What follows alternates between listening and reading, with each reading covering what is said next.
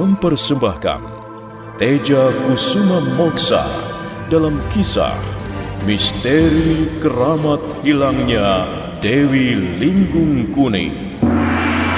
Naskah karya Edi Dosa didukung oleh para pemain Edi Dosa sebagai Teja Kusuma, Nanang sebagai Jaka Sengara, Bahar Mario sebagai Jana Loka, Wit Hendra sebagai Gajah Mada, Insan Dosa sebagai Jalu Mampang, Siska Tola sebagai Suli, Desi sebagai Sekar Mayang, Lekino sebagai Sudraguna, Pripanggi sebagai Sabrang, Vira sebagai Jaka Sengara Kecil. Dibantu oleh Mucus, Guritno, Ari, Diki, dan para pemain lainnya. Pembawa cerita Asdi Suhastra, penata suara Insan Dosa, sutradara Edi Dosa. Pada seri yang lalu telah diceritakan, Sekar Mayang terjebak asmara yang kedua kalinya dengan pemuda bernama Jalu Mampang yang dianggapnya adalah seorang pangeran. Sementara itu, Jalu Mampang bertemu dengan Reso Jagul yang juga sesosok siluman laki-laki. Reso Jagul juga menginginkan cinta Sekar Mayang, tapi Jalu Mampang telah lebih dulu menghajar Reso Jagul hingga terluka parah dengan ajian sembur geni dan tapak geni. Di tempat lain, Sekar Mayang terus mengangankan selalu ingin bertemu dengan Jalu Mampang. Jana Loka mencoba menghibur Sekar Mayang yang dianggapnya sering melamun. Tapi kemudian ternyata Janar Loka terperangkap dengan gadis cantik di tengah hutan tatkala senja tiba. Nah sudah, jangan menangis. Maaf, sebenarnya ada apa kok menangis? Tadi kamu saya kira Nini Sekar Mayang, ternyata bukan. Sebenarnya kamu ini siapa? Dan kenapa bisa sampai di tempat ini? Tolonglah saya, Ki. Saya tersesat jalan. Hingga akhirnya saya bisa sampai di tempat ini. Loh, maksudnya kenapa kok kamu bisa terjebak sampai di tempat ini? Tunggu, nama kamu siapa? Dan dari mana asalmu? Kalau namaku Jana Loka. Namaku Brontok Gambir Manis. Hah? Dari desa Kemuning. Brontok Gambir Manis. Dari desa Kemuning. Tunggu, kalau tidak keliru, desa Kemuning itu tidak jauh dari desa Palang Telu. Kamu mestinya kenal dengan tukang perahu bernama Badra yang punya istri cantik bernama Suli. Oh, maaf ya. Aku jarang keluar rumah. Bergaul paling hanya dengan tetangga. Maaf, Kang. Aku harus melanjutkan perjalanan pulang ke desa Kemuning. Jangan sendiri. Jalannya sepi sekali. Terlebih waktunya mulai turun malam. Bagaimana kalau ku antar? Terima kasih, Kang. Merepotkan Kang Jana Loka.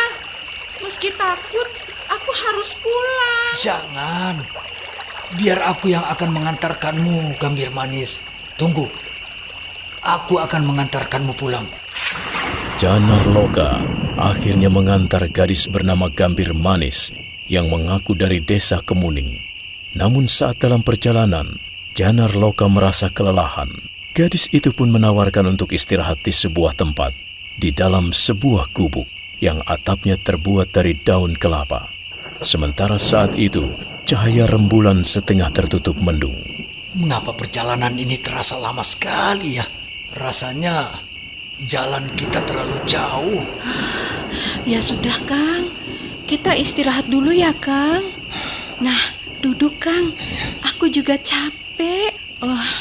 Biarpun Rama jauh, tapi aku merasa tenang kalau ditemani Kakang. Duduklah di sampingku, Kang. Jangan malu-malu.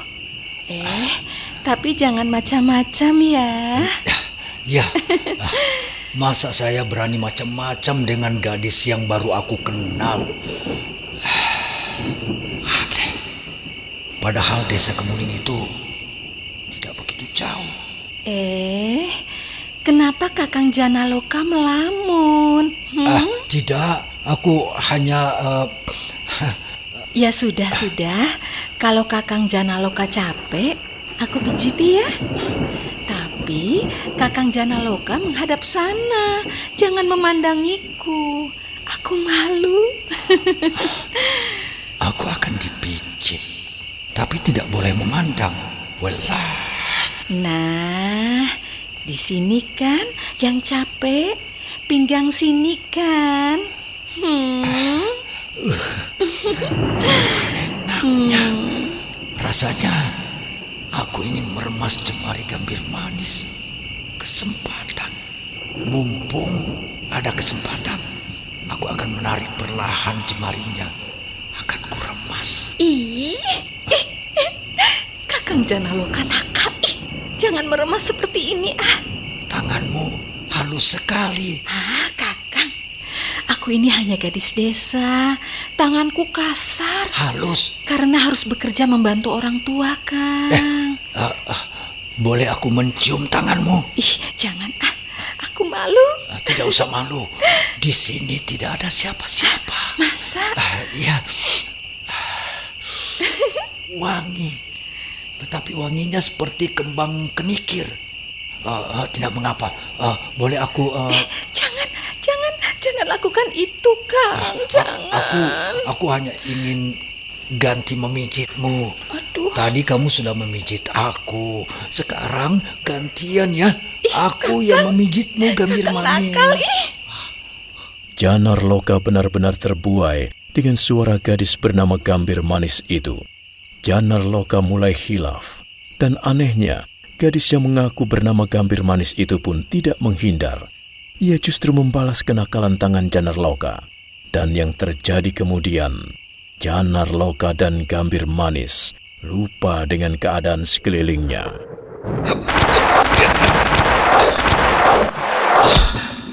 Aku harus merubah diri. Di mana aku ini sebenarnya? Kenapa banyak sekali makhluk-makhluk astral di sini? Ada siluman laki-laki, perempuan, dan lain sebagainya. Entahlah, tapi ini benar-benar aneh.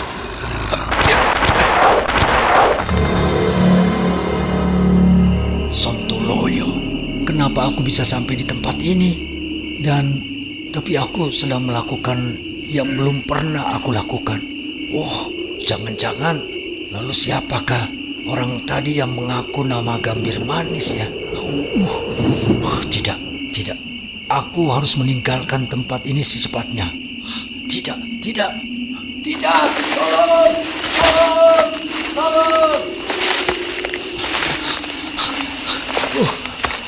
Kenapa aku bisa sampai di tepi bengawan? Ada obor, tempat perahu penyeberangan itu. Oh Dewata, sebaiknya aku temui saja tukang perahu. Kalau bukan Badra, pasti teman satunya. Ya benar, samar-samar kulihat wajah Badra. Tapi mengapa malam-malam begini dia masih menjalankan perahu? Ki Badra, ini aku, Janaloka. Dia rupanya mendengar panggilanku. Semoga mengenal aku meski keadaan malam-malam begini. Loh, kamu Kang Cantrik Janaloka toh? Iya. Lah, mengapa malam-malam begini kemari tanpa membawa obor? Apa Ki Sudraguna sakit atau... Nanti aku ceritakan. Aku takut dan capek. Sekarang aku minta minum dulu. Oh, tentu. Masih. Ini. Ayo. Rasanya nikmat di tenggak Ki Badra.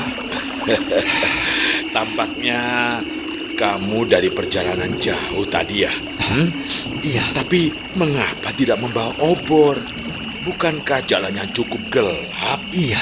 Sekarang aku akan cerita mengapa aku bisa sampai di tempat ini dalam keadaan takut juga tanpa obor. Begini ceritanya. Cantrik Janaloka menceritakan pertemuannya dengan gadis cantik bernama Brontok Gambir Manis. Perkenalan keduanya semakin akrab ketika Gambir Manis mau dipijit oleh Janarloka. Janarloka juga menceritakan bahwa Gambir Manis tinggal di desa Kemuning, di mana desa tersebut tidak jauh dari desa Palang Telu. Aku ini berkata benar. Kamu malah terkekeh-kekeh menyepelekan, tidak percaya ya?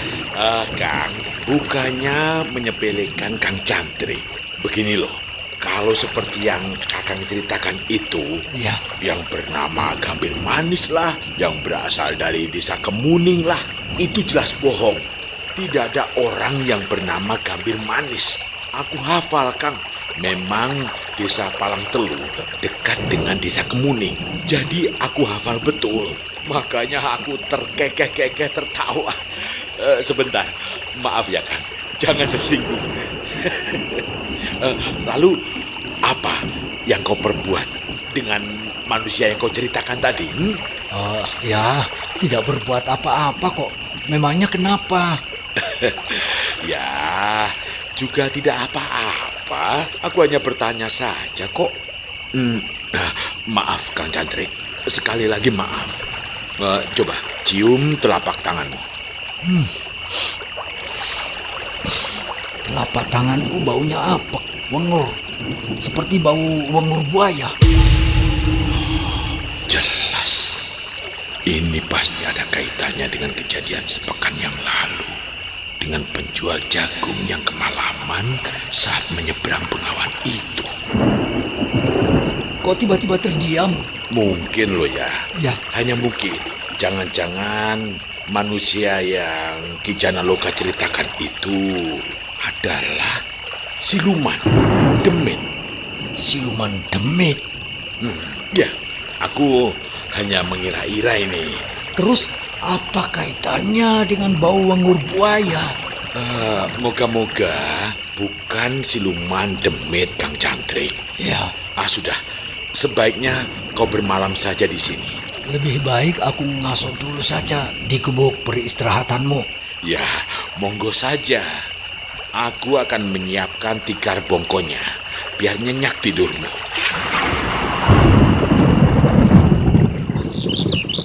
Kang Badra hari ini tidak nyatang. Tidak.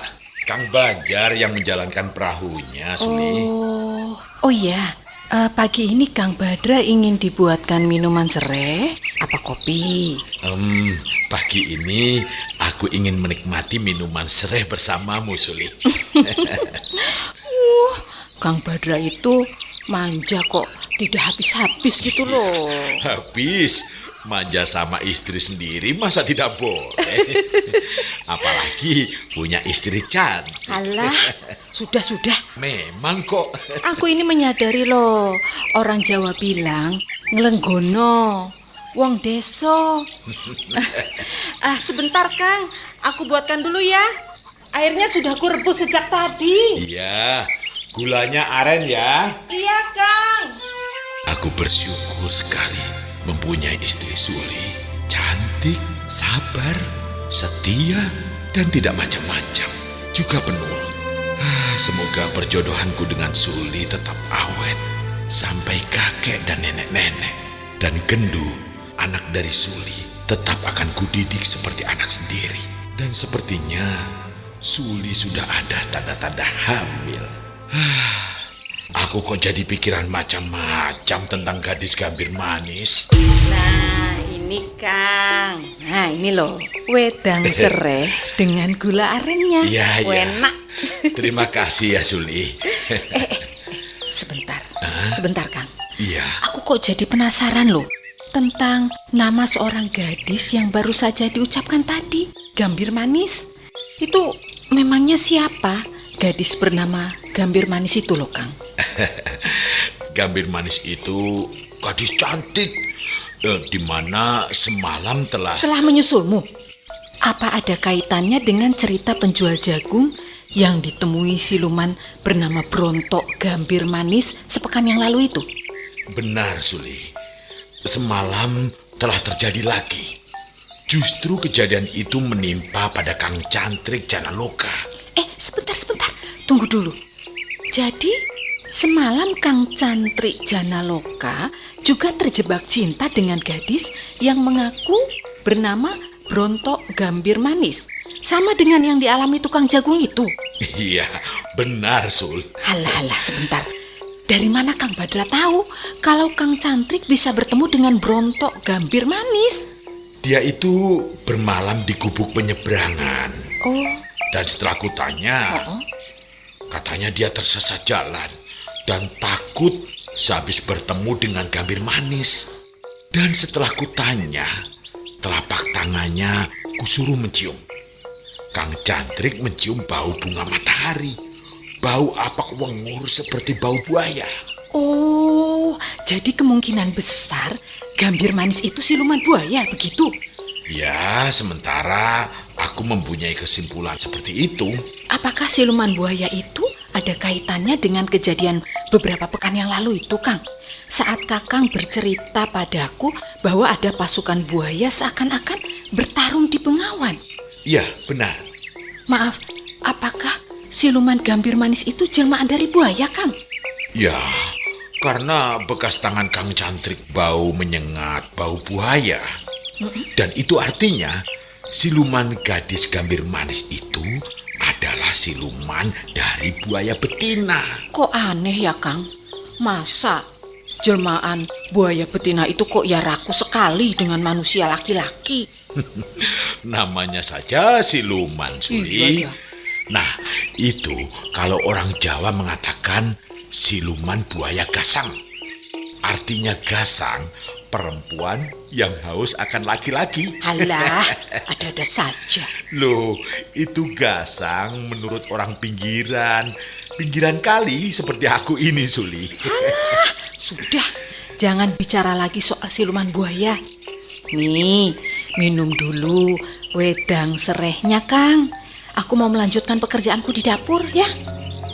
Yang dibicarakan Badra dan istrinya ada benarnya bahwa gadis Gambir Manis ada kaitannya dengan siluman buaya betina.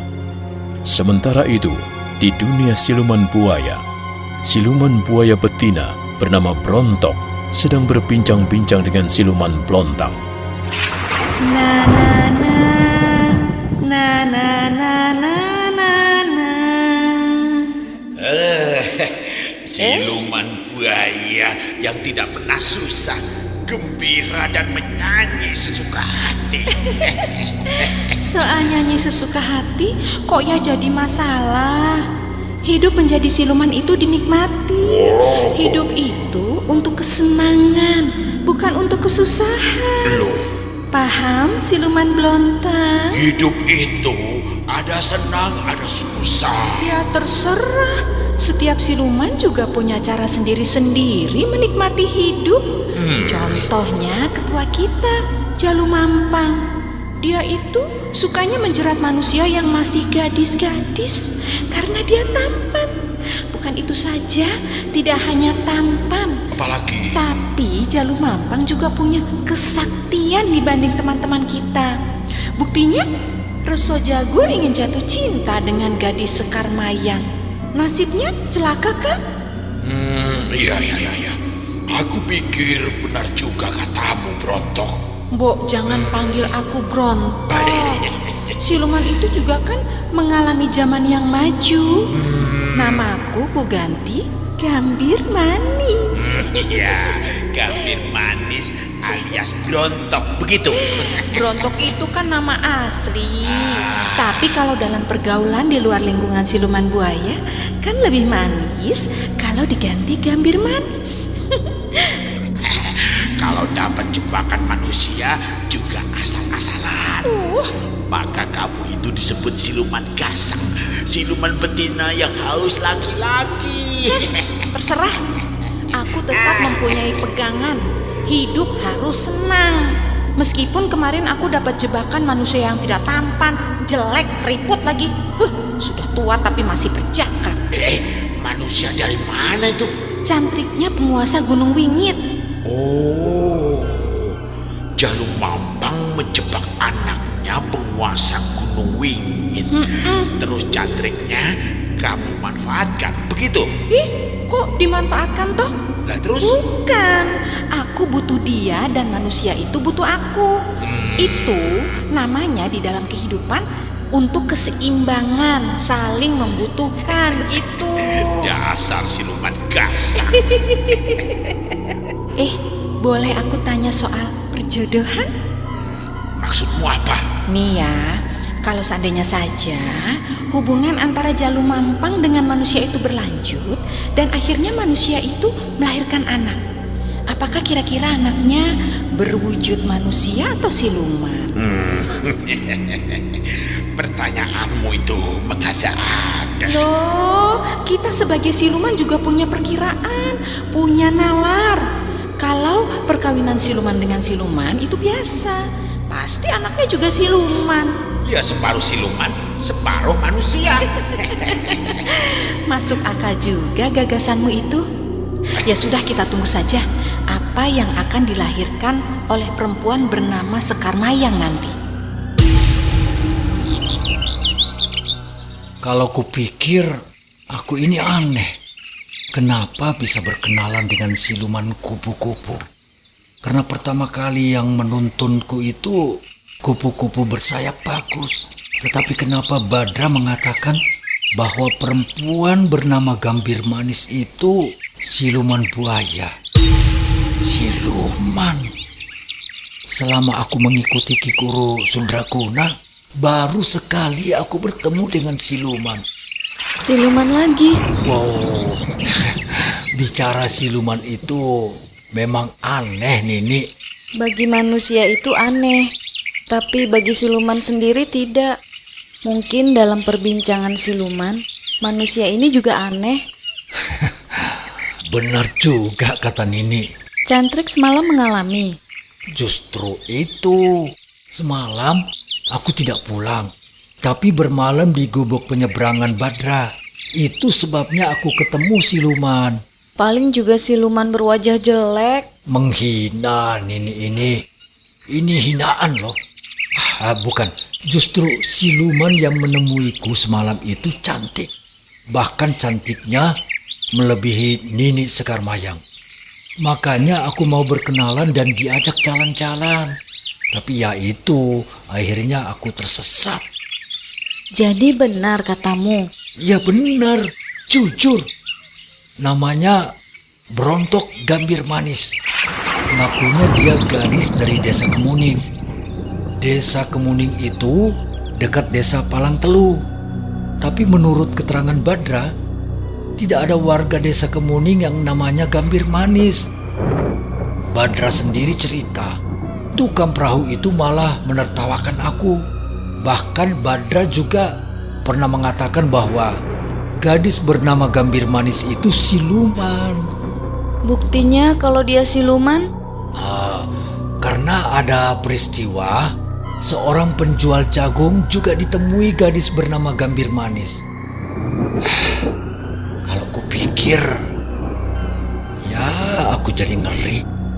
Meski sebelumnya aku juga merasa senang karena siluman itu memang cantik sekali. Aku jadi penasaran ingin melihat seperti apa siluman itu. Jangan, bahaya Nini. Kalau Nini tergoda dengan siluman, pasti silumannya laki-laki. Tempo hari aku membantah apa yang dikatakan Cantrik Janaloka. Mana mungkin manusia bisa bersahabat dengan siluman. Tapi Ni, kenapa terdiam? tidak Cantrik. Apa Nini masih tidak percaya kalau siluman bisa menembus alamnya manusia? Aku sudah membuktikannya. Dan aku berkata jujur pada Nini. Tidak. Jangan cerita siluman lagi ya Cantrik. Jangan. Sekar Mayang tiba-tiba lari dari hadapan Janar Loka ketika Janar Loka menceritakan bahwa alam siluman bisa masuk ke alam manusia. Nah, apa yang akan dilakukan oleh Sekar Mayang? Apakah Putri Sematawayang Sudraguna itu telah merasa bahwa Jalu Mampang adalah sosok siluman? Saudara pendengar, untuk mengetahui jawabannya, ikuti terus serial Sandiwara Radio Teja Kusuma Moksa pada seri berikutnya. Sampai jumpa.